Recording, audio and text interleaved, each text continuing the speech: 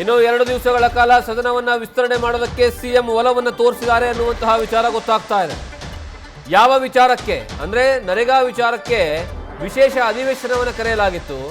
ಹೀಗಾಗಿ ಚರ್ಚೆಯಲ್ಲಿ ಎಲ್ಲ ಶಾಸಕರು ಭಾಗಿಯಾಗಬೇಕಿತ್ತು.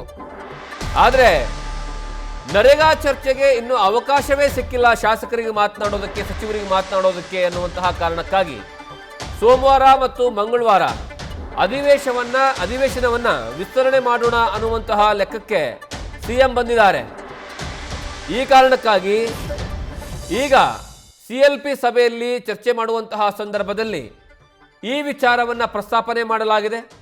ಆ ಕಾರಣಕ್ಕಾಗಿ ಬಹುತೇಕ ಸೋಮವಾರ ಮತ್ತು ಮಂಗಳವಾರಕ್ಕೆ ಅಧಿವೇಶನ ಎಕ್ಸ್ಟೆಂಡ್ ಆಗುವಂತಹ ಸಾಧ್ಯತೆಗಳು ಇದ್ದಾವೆ. ಲೆಕ್ಕಾಚಾರದ ಪ್ರಕಾರ 31ಕ್ಕೆ ಲಾಸ್ಟು ಅಧಿವೇಶನ, ಆದರೂ ಸಹ ಅದನ್ನು ಮತ್ತೆ ಎಕ್ಸ್ಟೆಂಡ್ ಮಾಡಬೇಕು ಅನ್ನುವಂತಹ ಲೆಕ್ಕಾಚಾರದಲ್ಲಿ ಈಗ CM ಸಿದ್ದರಾಮಯ್ಯನವರಿದ್ದಾರೆ.